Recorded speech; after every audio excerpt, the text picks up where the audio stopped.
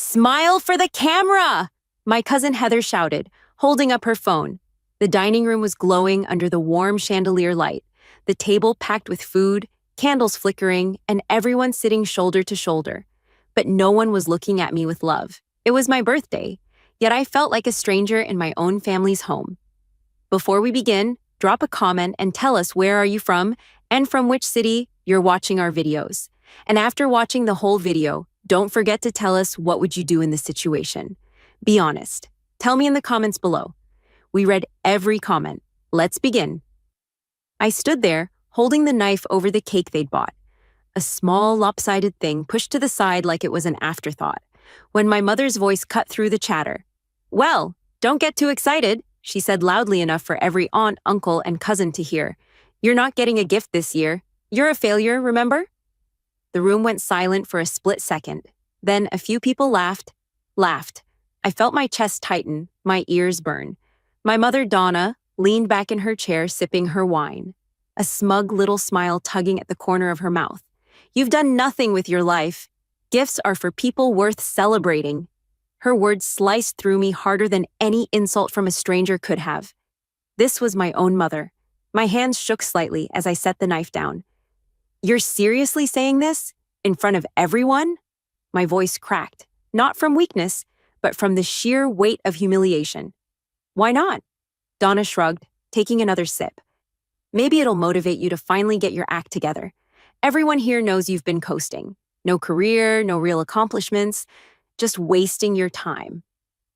I could feel my Uncle Peter smirking at the end of the table.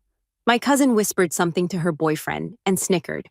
I wanted to walk out, but I stood frozen, staring at my mother, trying to process how she could be so effortlessly cruel.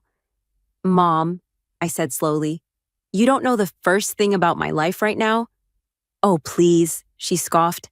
"Don't act like you're secretly building some empire. You've got nothing, and everyone here knows it.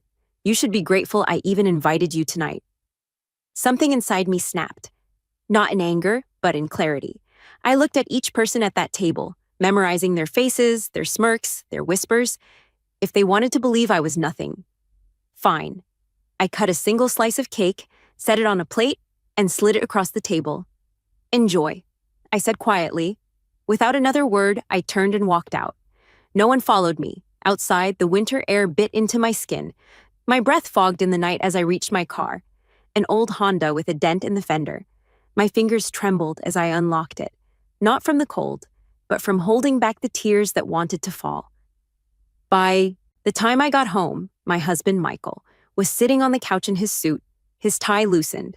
He stood immediately. "You're early?" "What happened?" I told him everything. Every word, every laugh, every look. His jaw tightened. He didn't say a single curse or insult, but I saw it in his eyes. That silent, controlled fury he only showed when someone crossed a line. "Go get some sleep," he said calmly, almost too calmly.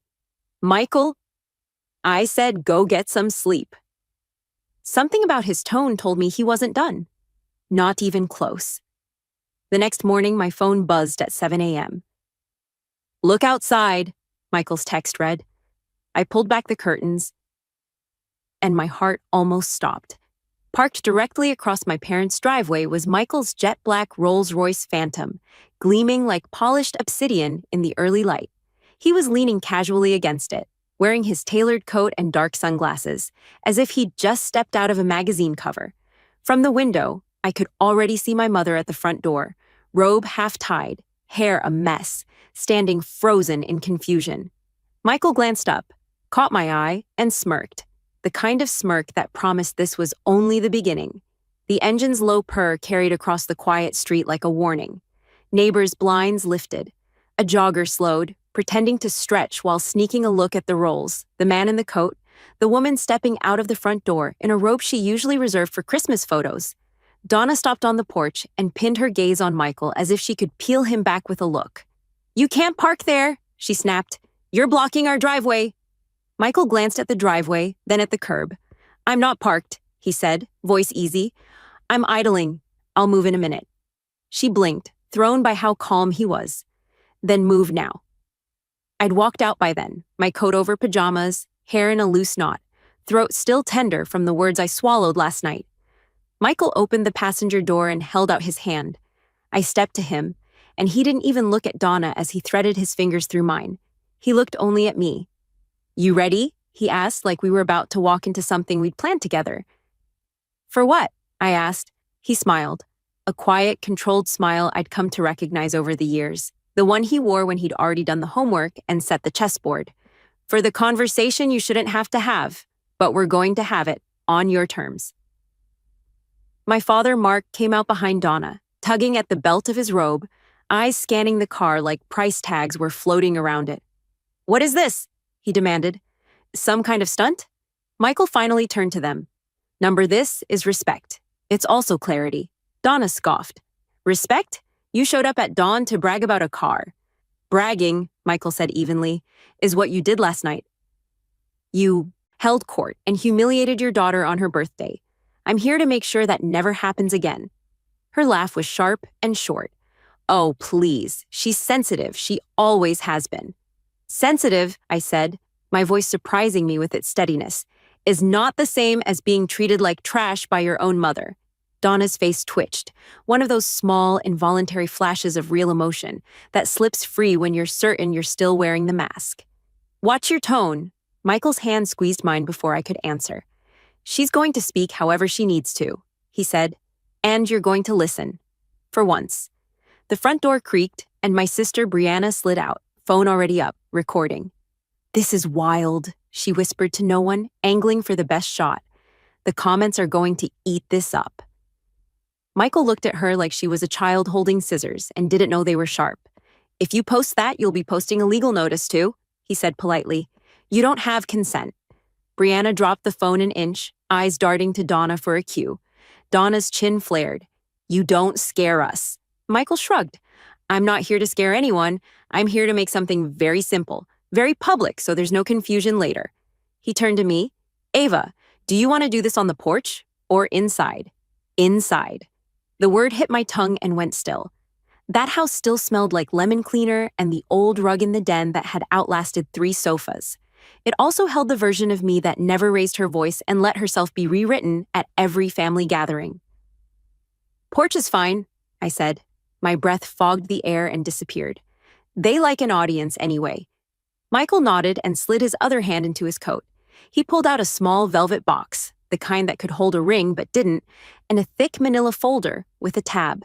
The jogger had drifted across the street now, pretending to rifle with a shoelace. A neighbor in a quilted vest paused on her stoop with a bag of trash. Our family was a show, and the block had front row seats. Donna's attention flicked to the velvet box. "There it is," she said, mouth twisting. "Flaunting money." "This," Michael said, lifting the box, "is a gift for my wife that she didn't need to earn, justify, or beg for. It's a symbol, something to wear until the sound of the word failure washes out of her bones." He opened it. A delicate gold chain rested inside, a small disc charm catching the winter light. "I don't need jewelry to feel better," I whispered to him, the words barely leaving my lips. "I know." He turned the charm so it flashed toward me alone. Engraved across the disc, "You are not what they say." "It's not for better," he said. "It's for remembering." Donna tried to cut in. "Are we done? Because this is..." Michael raised the folder. "This is why I'm actually here." Mark's eyes snapped to it like it was a subpoena. Brianna leaned forward. I felt my heartbeat drop lower, steadying, as if my body was bracing for impact. Michael opened the folder and revealed a stack of printed emails, screenshots, and copies of receipts. "Last night you told Ava she was a failure," he said, flipping the first page to show an email. "You mentioned she had no career and no accomplishments. Here's a signed contract from the retail brand that hired her to redesign their regional training program last month. The two of you didn't know about it because she didn't feel like explaining her life to people who treat her like entertainment." Donna snorted. "So, one contract," he flipped another page, "and a retainer agreement from a nonprofit, Women Reentering the Workforce, where Ava leads interview prep on Saturdays. They had to twist her arm to accept a stipend because she wanted the funds to go back to the program." He flipped again. "Here's a letter, unsolicited, inviting her to speak at a small business incubator downtown in 3 weeks. They reached out after she helped one of their fellows rewrite a pitch deck in a coffee shop.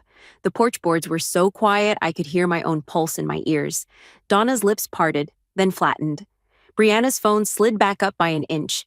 And this, Michael continued, placing a photocopy on the porch rail so they could see it, is a receipt for the birthday cake you bought her at 8:46 p.m., after most of the guests had already arrived. An afterthought. He didn't look at her when he said it. He looked at me. Donna's face flushed. You went through our finances? No, Michael said. The bakery owner is a friend of mine. Small business owners talk. Mark finally spoke, low and tight. Is there a point? Or are you just stacking papers to feel tall? Michael slid the papers back into the folder. The point is simple. You don't know your daughter. You didn't ask. You performed superiority for a room, and you called it love. Donna's laugh cracked. And what are you, her hero? You sweep in with your rich man car, and the whole block applauds. Michael let the jab pass. I'm her partner, and I'm done watching her bleed for people who treat cruelty as tradition. He looked to me again. Ava, you ready for the part that's actually for you? I hadn't realized I'd been holding my breath. Yes? He took out a second document, thicker, bound with a simple black clip, and handed it to me. The cover page read, Lease Agreement. My name was at the top, a downtown address under it, and the words, Suite 4B, Collins Consulting. What is this? I whispered, turning the first page with fingers that had turned suddenly clumsy. It's yours, Michael said softly, and the soft was not performative. We found the space 2 weeks ago. It's month to month for now, until you want longer. It's quiet, sunlit, and 3 blocks from the transit line. Your clients don't need to meet you at coffee shops anymore. You'll have a door with your name on it, and a small conference table, and a plant you'll inevitably forget to water. I stared at him, eyes burning for a different reason now. Why didn't you tell me? Because I wanted you to be able to walk away from last night with more than a wound. His mouth tilted, just a little. And because it's fun to give you a gift on your actual birthday, not the day after, but your mother stole the night. The silence that followed wasn't empty. It was dense, charged, a sound like pressure releasing from a valve. The jogger stood fully still now. The neighbor with the trash bag hadn't moved. Even Brianna lowered her phone. Donna stepped forward, found her balance, and chose attack. Elise, that's what this is? Throwing money at her so she can play businesswoman? When she fails, and she will, you'll blame us? I closed the folder. The edge of the paper pressed a tender line across my palm. I'm not going to fail, I said, and the sentence didn't feel like something I was trying on. It fit. Save the speeches, Donna snapped. You show up at our house at dawn, block our driveway, make a scene? Michael clicked the key fob, and the rolls eased back a few feet into the street, clear of the driveway, as if to disarm her favorite complaint. Scene's over, he said. We're moving on to the terms. What terms? Mark asked warily. Michael's gaze sharpened, the way it does when he's about to walk through a plan line by line. Boundaries. He counted on his fingers, not dramatic, just meticulous. 1. No more public humiliation, not at birthdays, dinners, reunions, holidays. If you have feedback for Ava, you give it privately and respectfully, or you keep it. Donna's laugh was a saw. You can't dictate how we talk in our own home. 2. Michael continued, untouched by the interruption. No filming her without consent. If a phone comes out to turn her into content, we leave. 3. If you use the word failure again, that's a 6-month pause on contact. Minimum. Are you out of your mind? Mark said, heat rising. We're her family. And families get boundaries or they get distance, Michael replied. Choose. Brianna rolled her eyes. This is ridiculous? I turned to her. Is it? I asked. Or is it new? Because new feels ridiculous when the old way depended on me being quiet. She opened her mouth, closed it, looked at Donna, and found no rope to grab. Donna's face smoothed into something that looked like pity if you didn't know her tells. He's changed you, she said to me, as if it were a diagnosis. He's filled your head with ideas. I had ideas before I had him, I said, voice low. I just stopped sharing them with people who were eager to step on them. The sound of a truck rounded the corner. Gears, diesel, a rattle like stacks of metal. Everyone turned. A white box truck rolled up and slowed at the curb. Blue lettering on the side read, BAYHARBORAGEANDMOVING. Donna stiffened. What is that? Michael checked his watch. On time. My stomach flipped. What did you? He nodded toward the truck. They're delivering your boxes. The ones your mother accidentally dumped at storage last fall when she didn't have space.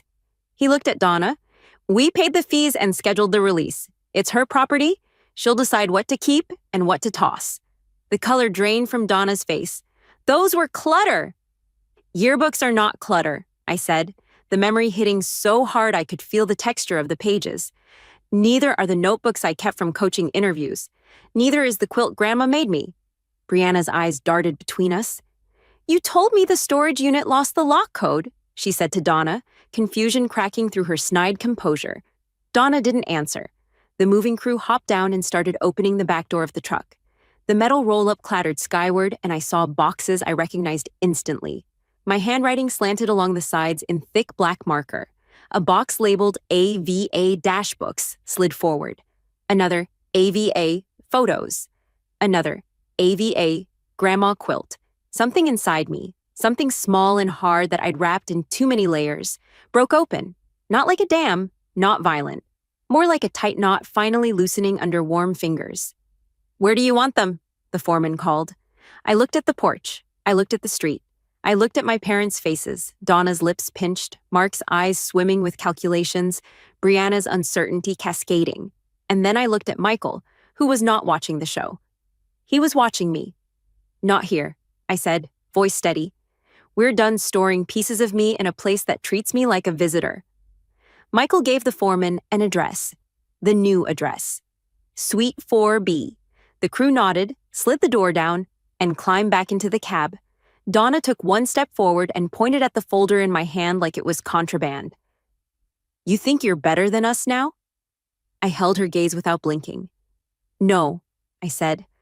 I think I'm better than who you trained me to be. For a heartbeat, no one spoke.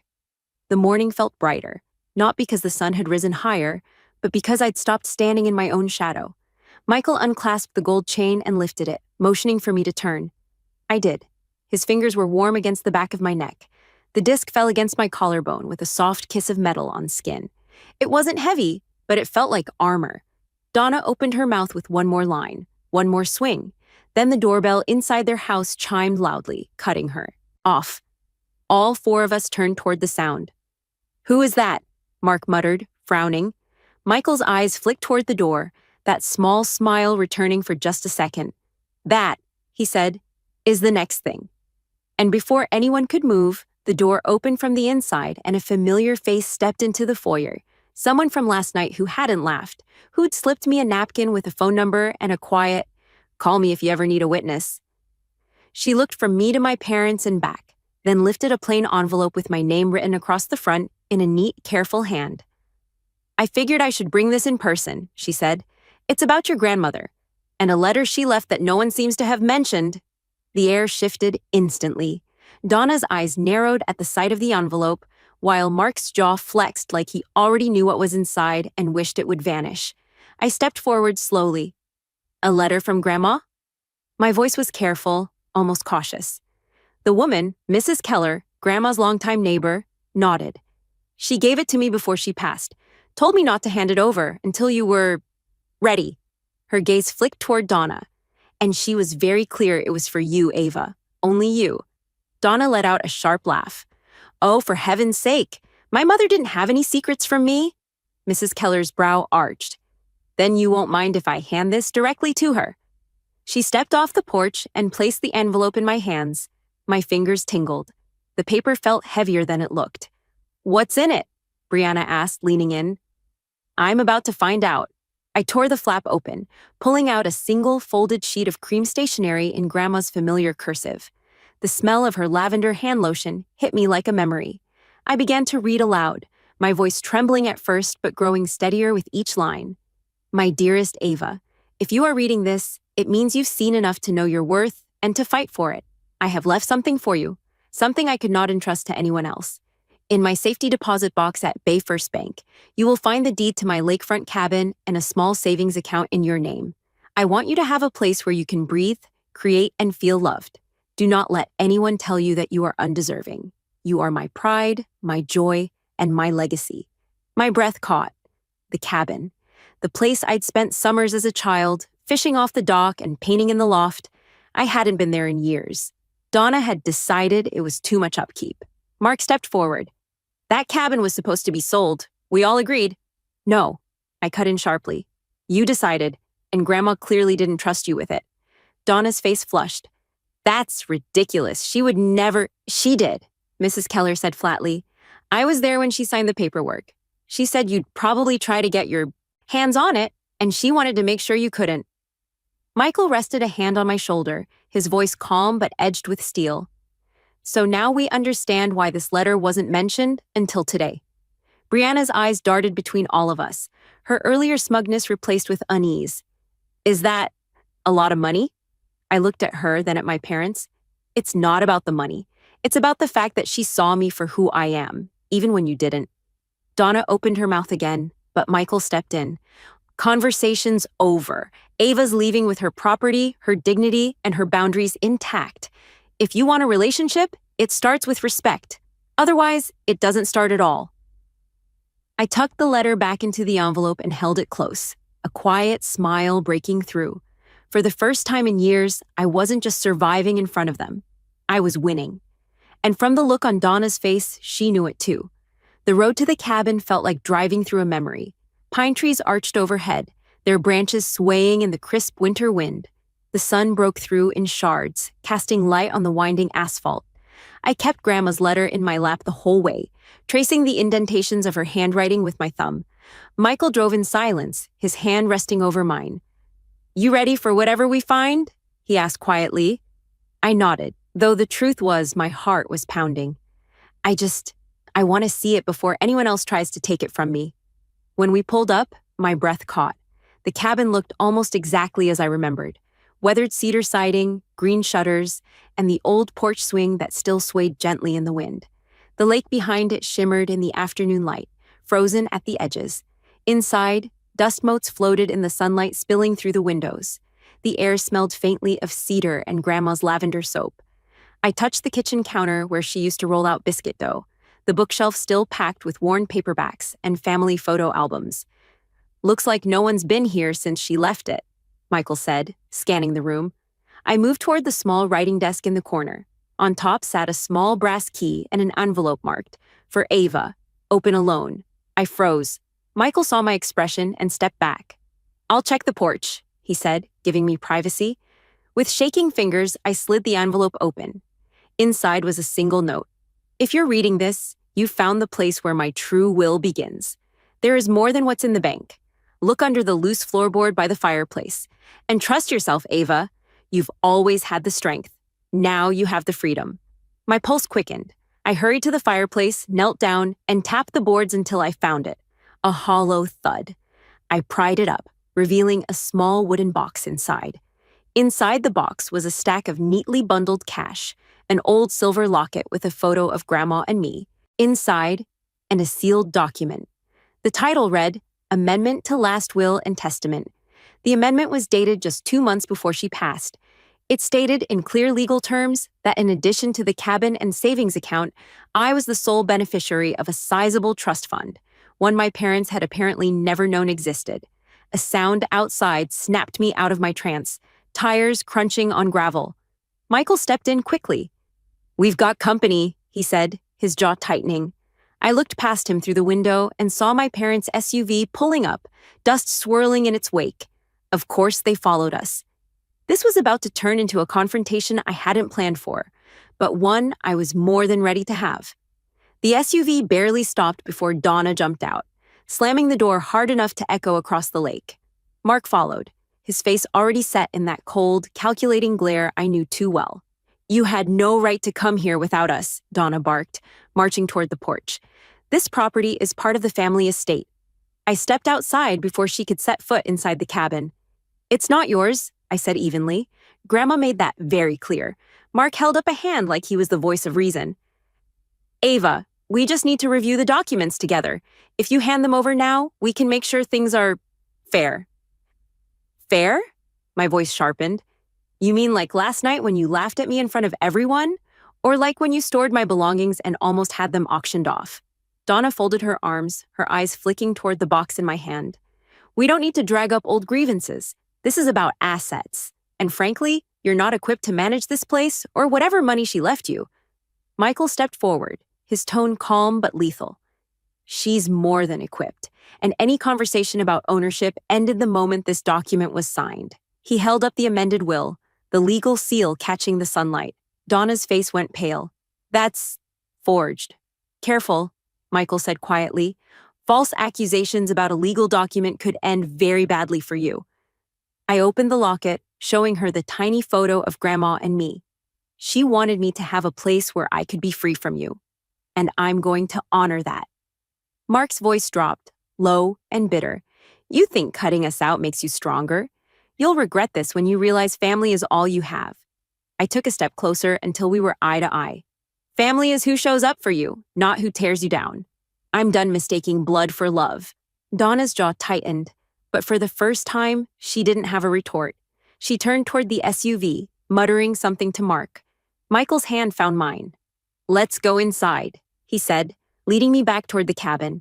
Before stepping in, I looked over my shoulder one last time. My parents stood by their SUV, both wearing the same expression, realizing, maybe for the first time, that their control over me was gone.